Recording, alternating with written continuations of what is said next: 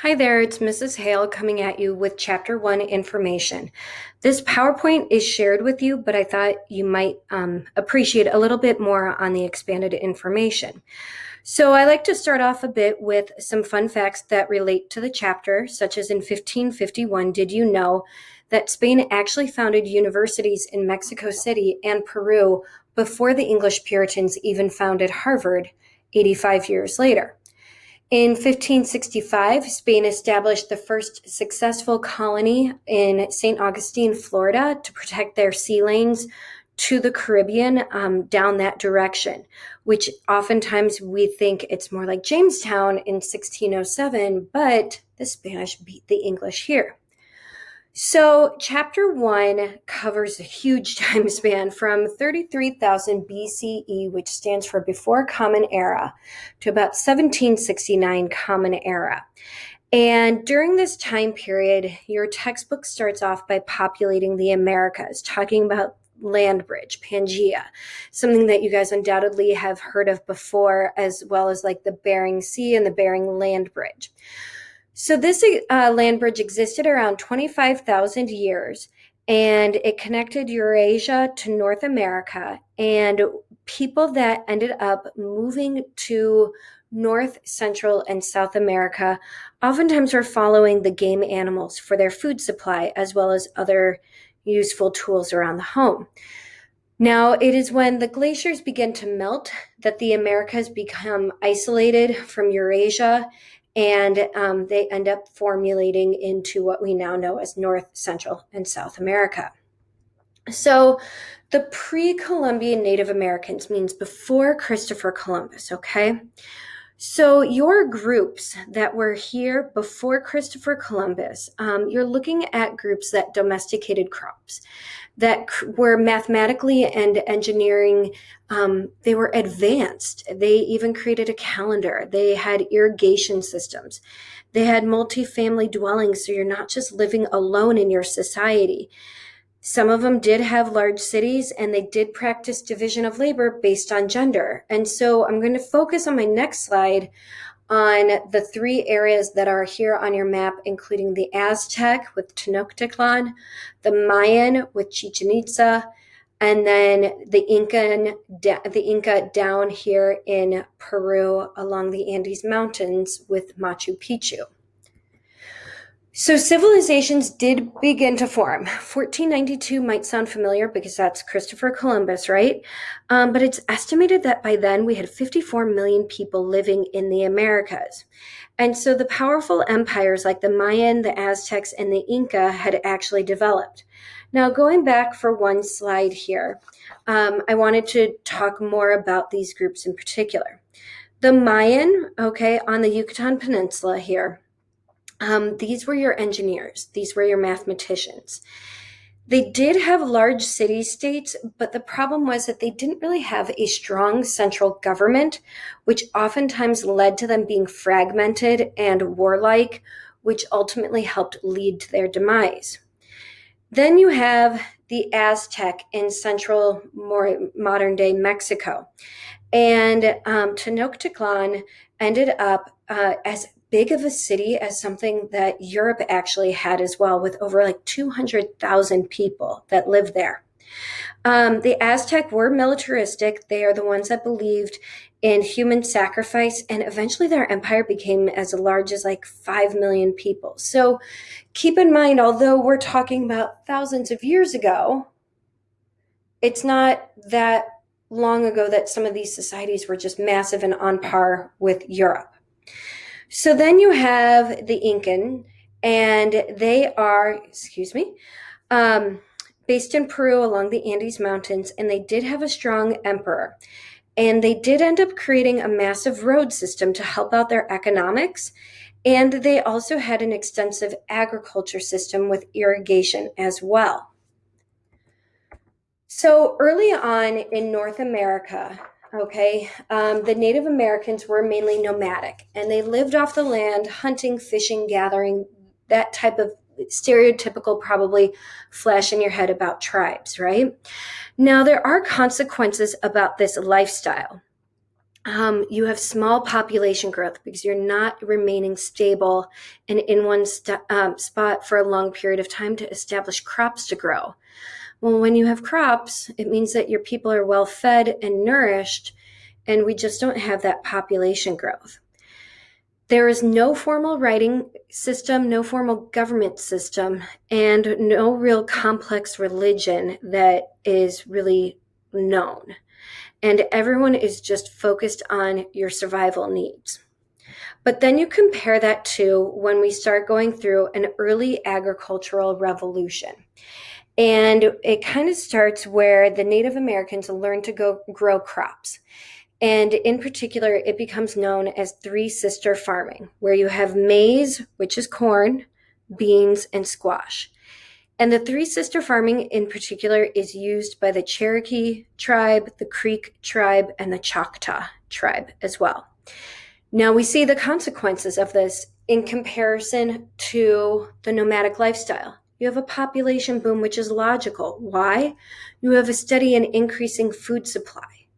You have specialization of your labor, of your society. It results in a formal government. You have a writing system. Religion begins to really form and get passed on from generation to generation.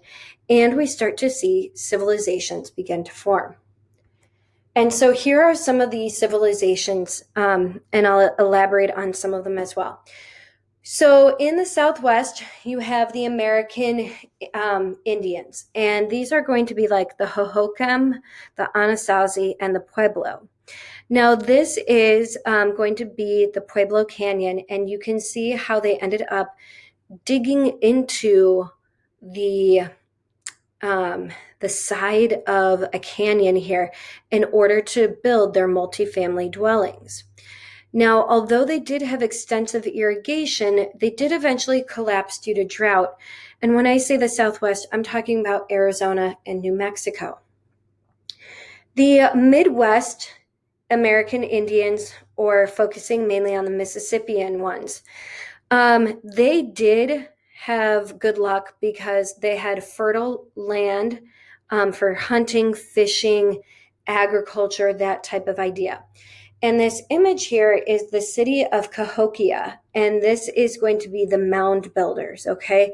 But what you can tell from this society is that they were near water systems, that they probably had some sort of irrigation system to bring water more, inland from the farming or from the river, excuse me. But then also maybe some sort of security area, because you can tell that it's kind of built up and almost like with a fence, if you will. So, then you have the Iroquois, and looking more at the Northeast, like in New York, those Native Americans there. They did end up moving often because the soil in the Northeast isn't as rich. And so oftentimes they would deplete the nutrients in the soil and then have to move on. But that was also part of their culture, if you will, and their lifestyle, that we are just borrowing the land. The land is not for us to own.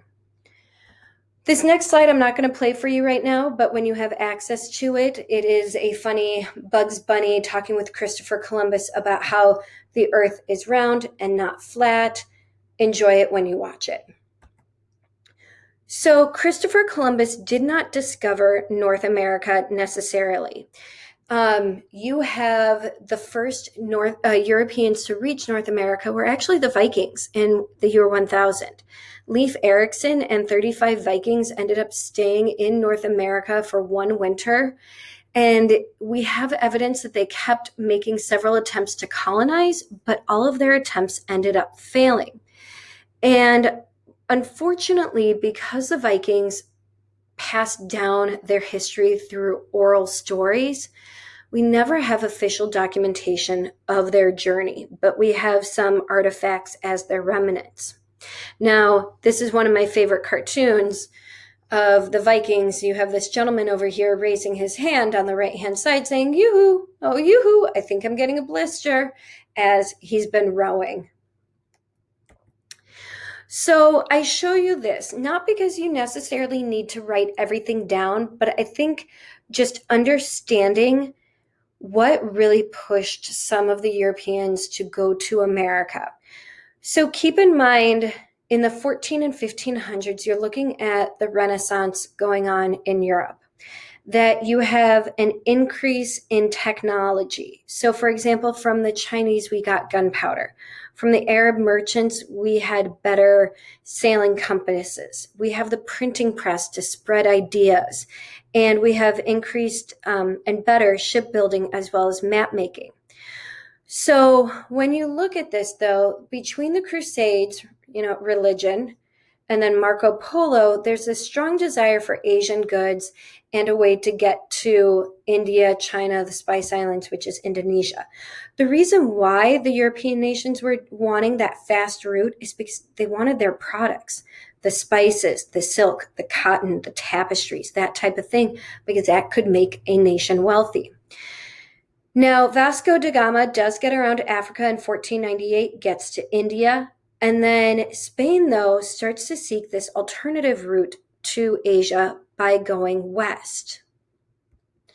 So what I wanted to show you with this slide here is you can see the different trade routes in red, and then the blue solid lines are the Portuguese explorers. And if you notice, the Portuguese end up going around West Africa. And one of the reasons why they end up doing that is because of the caravel ship improvement in technology. And the caravel ship actually allowed the sailors to combat their types of winds that were around that coast. Now, African gold, did supply 2/3 of Europe. Okay, so I said that in a funny manner. Let me re-explain. 2/3 of European supply of gold came directly from Africa at this time. Portugal continued to use Africa for gold and slaves, and this is when your textbook starts to mention, and we start to see the exporting of people from Africa into the Western Hemisphere, or like the New World. So there were about 40,000 Africans that Portugal ended up bringing over across the Atlantic Ocean to the Sugar Islands, and they established early forms of plantations. So Christopher Columbus, love him, hate him, right? He does become the first documented European to reach America in 1492. In reality, he reaches Hispaniola. He was Italian, but he did sail for the Spanish monarchs, and he ended up making 4 voyages from 1492 until 1502. Now, those were not easy voyages. He is a great navigator, but there were problems with his crew and problems with the Spanish monarchs not agreeing with what Christopher Columbus always wanted to do. So his legacy, right? Controversial as it may be, he does get to North America in 1492. And with his actions are a series of kind of negative consequences, right?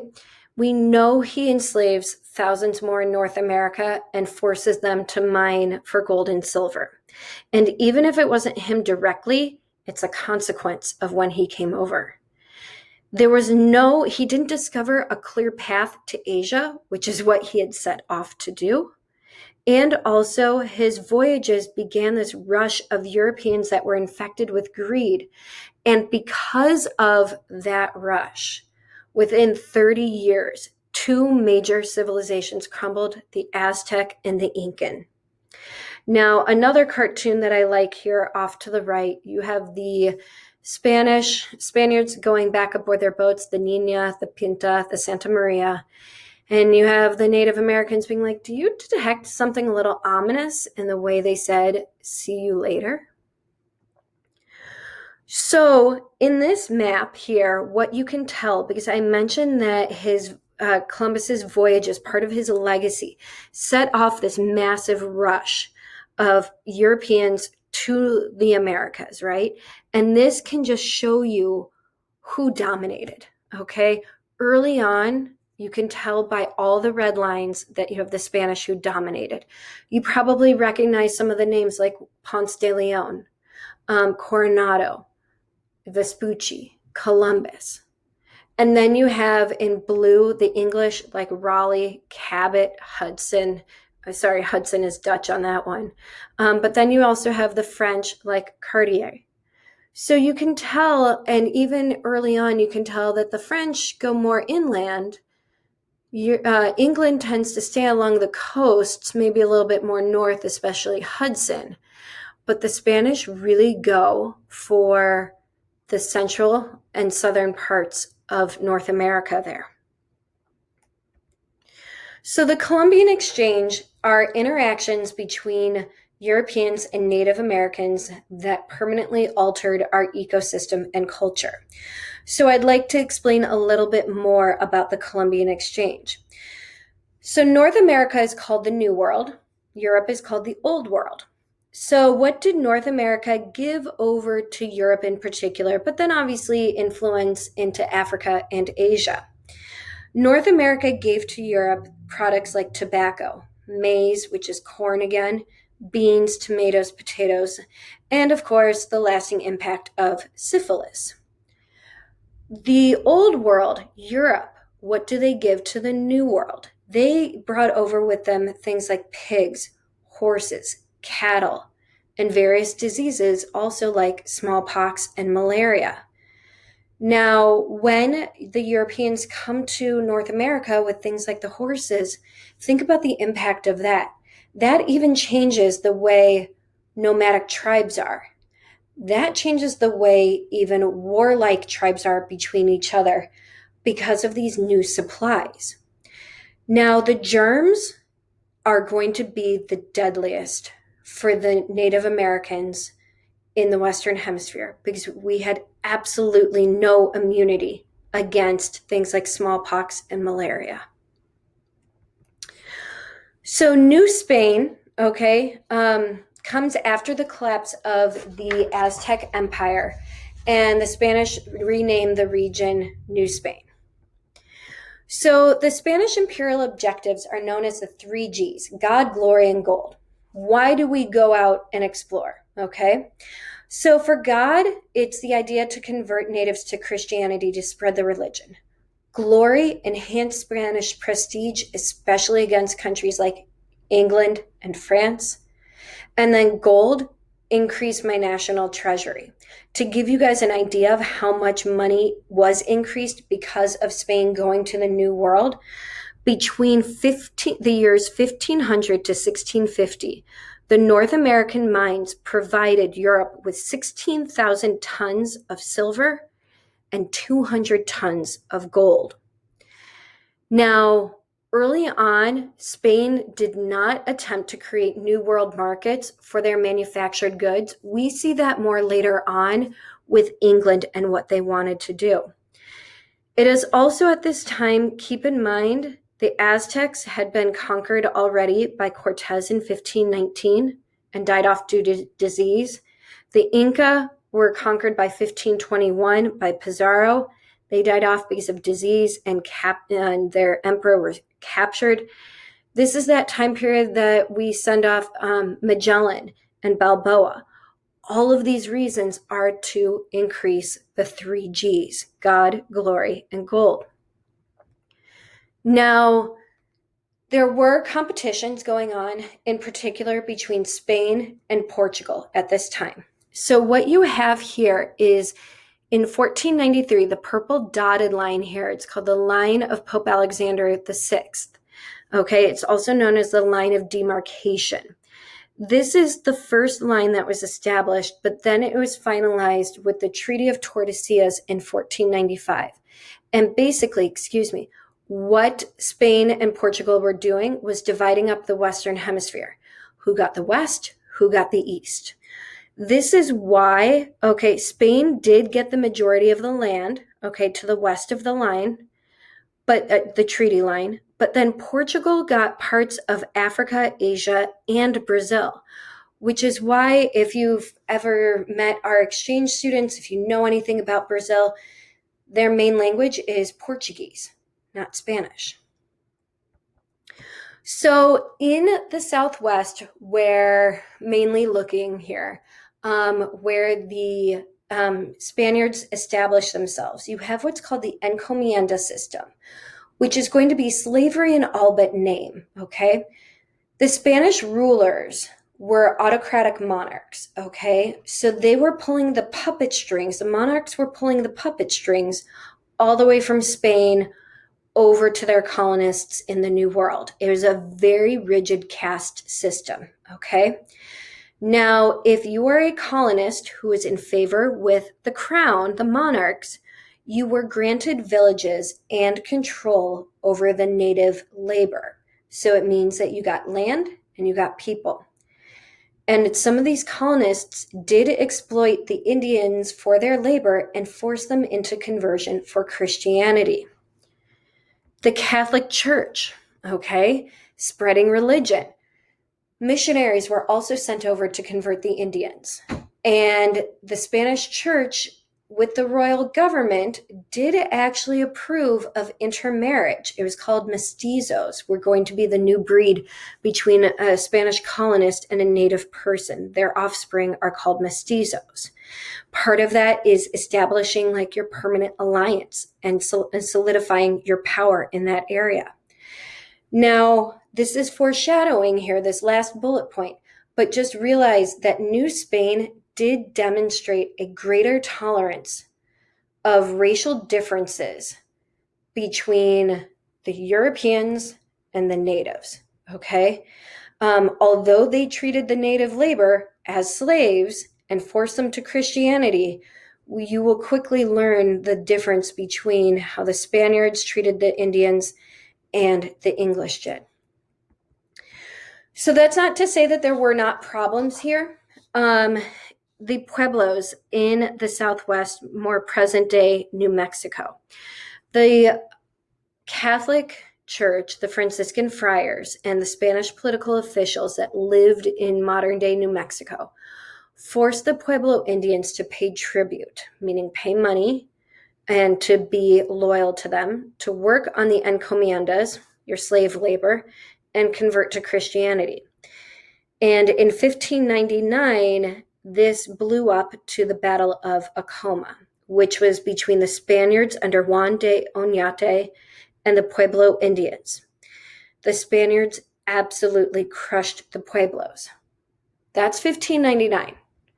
In 1680, 90 years later or so, I can do math, 80 years later, Pope's Rebellion, okay?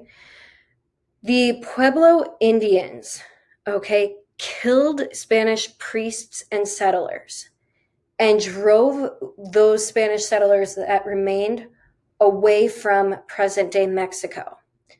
And for about 10, 12 years, they actually got their victory until 1692, and the Spanish regained control over New Mexico. So here is, for the end of chapter 1, the trade routes that end up getting established once again. I just really wanted you to see the massiveness that quickly explodes within the exploration era here. Looking at Spanish control, seeing where we get the Portuguese, but then you start seeing the Dutch, particularly over into the Indonesian area. In the next chapters, you will then see how the English become involved late to the game, more around 1600 or so. If you have any questions, don't hesitate to reach out and ask.